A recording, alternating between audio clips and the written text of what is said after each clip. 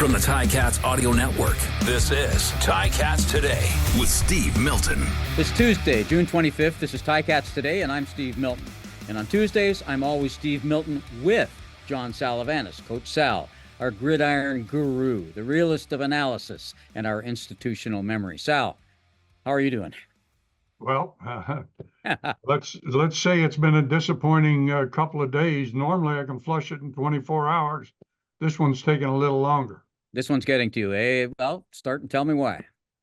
Well, I really felt like going into the game that back-to-back, you've got to have some adjustments made to make your offense run.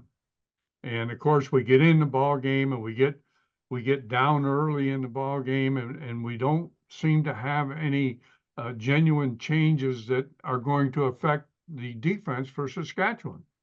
Yeah, that's we come out and we fumble the ball. Okay, that can happen. That happens. Yeah. And so you're down right away in the ball game. But when you really look at it, 3 first downs in the first half of play. Right. We had more penalty yards than we had offensive yards at that point in the ball game. I never looked at it that way, but that's an incredible way to sort of put it in perspective, isn't it? I mean, and what, 6 punts, first 6 possessions punts, right? And 8 out of the first 10. That's correct. And you just can't go into a game as a team and be that unprepared. And I know that Scott took the bullet for the loss, but and rightfully so. He's the leader, right? But at the same time, you got to remember that the players set the standard for accountability, if you will. The players set the standard for accountability among themselves. And I think that standard was so low in that ball game that really everyone was playing individual. Can you? Is there any way you can figure out what happened, given that if that's what if that's your observation on the accountability, where does that stem from? Well, I don't know where it comes from, except that you got to have leaders on your team, and we're a very young football team. And I thought Luke Tasker said it very well. He pointed out that you got to have leaders in each of the positions. Right. You mean each of the one or two guys can talk to the team. Right. But individual position players have to take it and be leaders in that group. I'm talking about an offensive line group, a D-line group, a linebacker group, secondary receivers, etc. And I don't see that. I did not see that in this ballgame. To temper that a little bit, I'm wondering if part of it is that, you take a look at, say, the front 7 on D, and there's one player there that's playing the same position that he did basically last year, really, and I think he's the only guy that's sort of a guy they brought back to play in that. Is that part of it, because it is a bit earlier? Is 3 games enough time that it should have emerged now?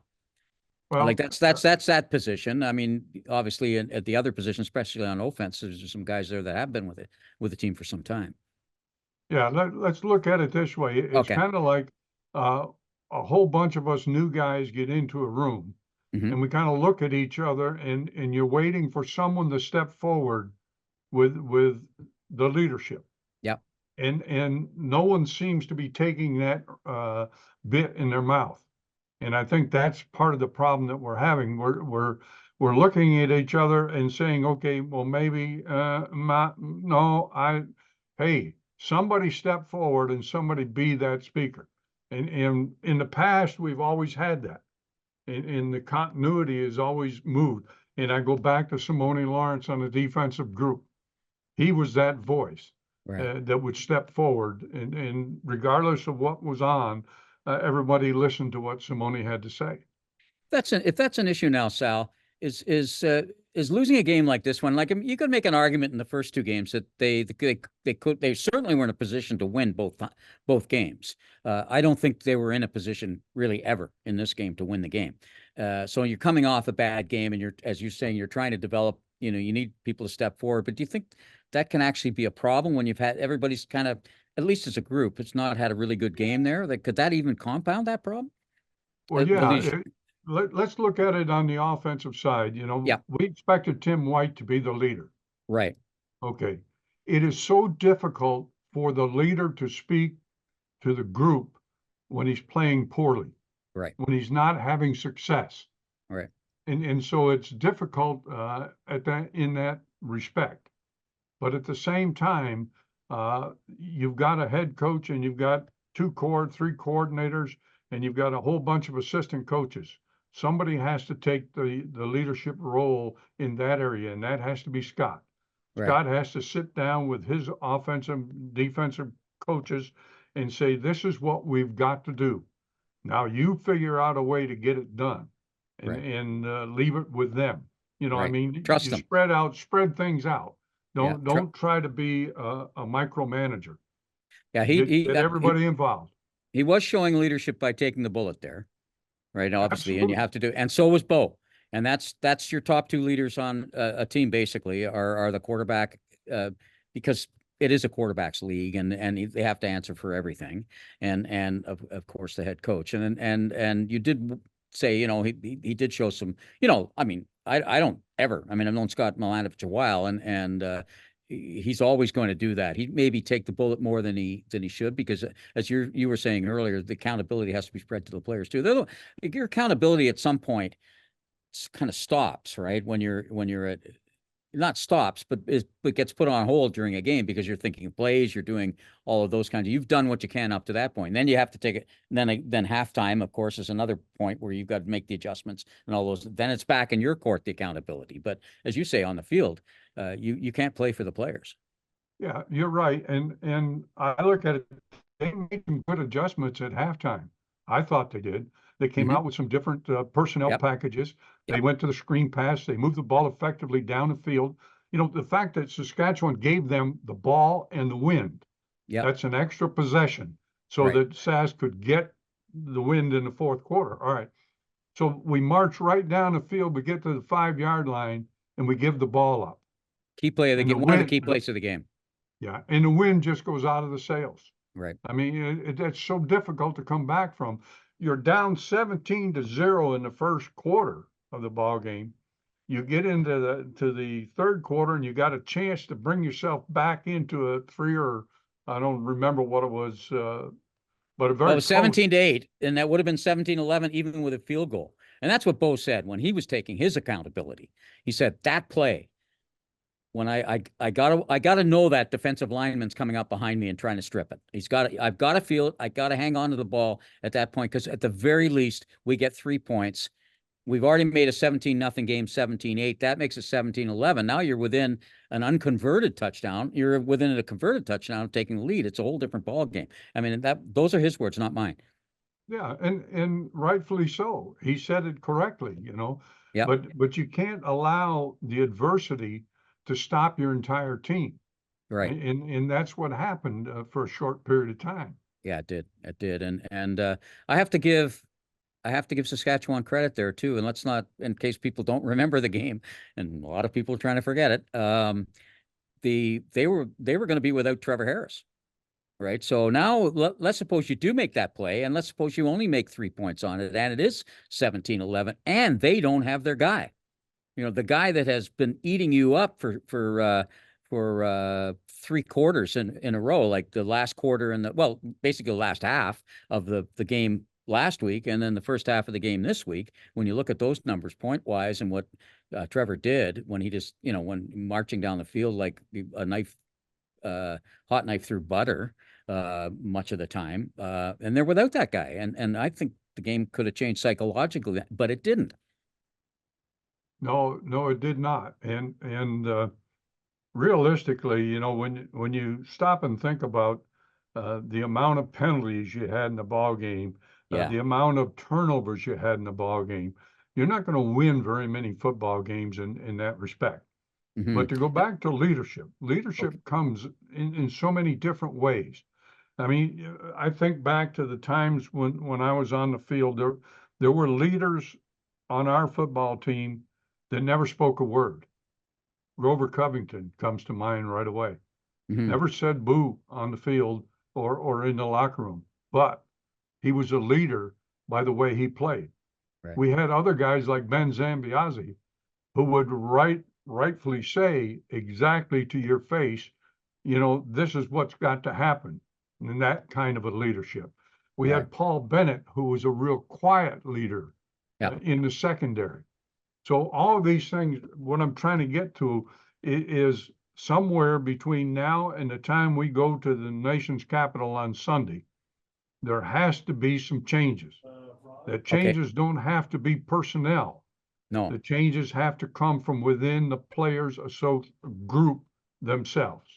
Okay, well, we'll follow that, and I think we'll follow that. Let's look at that next week as well, and we'll go back to this conversation and apply it to that one. Take a look at a couple of the other things here in our final 5 minutes or so, Sal.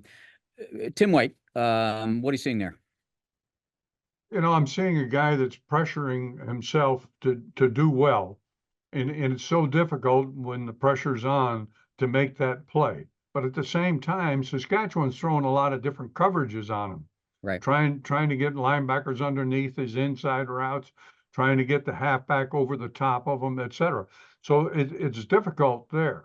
That's why I think they had to go to Bridges and had to go to other areas to throw the ball. I think that's one thing that I have to respect Bo for, and he said this several times in the last few weeks that sometimes in the past he'd try to get too stubborn, but Milanovic has been working with him on trying to take what's there, and he did that. Unfortunately, sometimes guys weren't getting, 2nd and 8.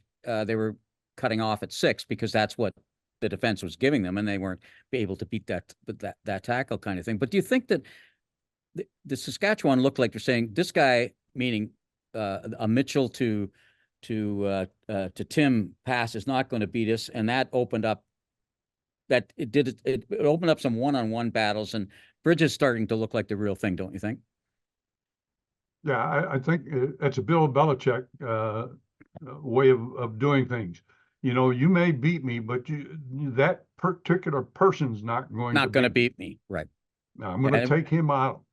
Do you like Bridges? Do you like what he's showing? Yeah, I think he's a good receiver. I think he's got some savvy about him. We did such a poor job, Steve, of running the ball. Right. That we put so much pressure on the offensive line against a very good defensive team. We put a lot of pressure on ourselves as a quarterback because we couldn't run the ball. And Right. that goes back to going into the ball game. And I think this is what Scott was more or less saying, is he didn't do a good job of adjusting the run game, not running the same plays they ran against Saskatchewan the initial time, but running plays in which they were building off of the run, taking a different view. I saw one time in the ball game where they ran the counter look, where they pulled 2 linemen to the left, but the ball went out to the right. Mm-hmm. That kind of a thing. That was what we were looking for the build off of the run. We Right. said we were going to have the ball in the hands of Butler 20 times a game. He had 5 touches on the run, and I think he had 3 in the pass. Yeah, that's right. Go back that was to among the adjustments. I think that sorry to interrupt you, Sal. That was among the adjustments that you credited at the top of the show. Was they went to that little more hybrid tight end fullback thing, and they started finding Tuck, who's looking like he's going to be a pretty valuable addition to this team, to counter that kind of thing too, right? Basically, and that's kind of like when you do that little short pass to the right with a guy, Tuck would come out of the backfield, or he'd be kind of like lined up as an end, hold a bit, and then go and just swing out to the right a bit. Long handoff, really. Yeah, all of your screen passes and all of your little dump passes are just an extension of a run game. Right. And in that. But I look at it this way too. We played 3 Western teams. Right. And we played against a very good Saskatchewan team. They imposed their will on the offense. They took their offense and said, "This is what we're going to do, and you're not going to stop us." And the key was Olette. When you see that guy run the football the way he was running the football and punishing the tacklers, I mean, there's a guy he carried 20 times for almost 100 yards in the ball game. Looked like Butler's first game, really. It looked very much like Butler's first game. Just before we go, we can just spend a couple of minutes here. What'd you see out of the defense? Well, the defense started out looking like they wanted to play some man-to-man. And each halfback got beat for a touchdown in man cover. Now they look at it and they said, wait a minute, if we can't cover man-to-man, we've got to go back to our zones. Right. And, when you get into those zone covers, they've got to start squeezing the windows. And by that, I mean, across the front, it's in grids.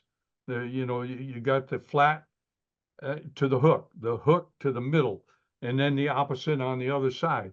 And you've got linebackers off into those areas. Now you got to squeeze those windows. So like the interception Jermaine had there for the touchdown. Jamal Peters, right? Yeah. No. Sorry, Jameer Thurman. Saskatchewan's going touchdown. The other way. Yeah. Yeah, they squeezed that window. They got the hand on the ball, and then the ball gets tipped in the air, and you get the touchdown coming off of it. And I think that's, if you're going to play zone, that's the way you've got to play it. And I think we're looking like we need to be a zone type team. Well, we'll watch that development in Ottawa too. I think we'll end it there, Sal. We don't want too much of a good thing. We got a long season here, and we're going to analyze a lot of things. Hopefully, we're talking about a win. That's a pretty important game in Ottawa, as the last 2 years were when they started 0-3. I think they played Ottawa next each time.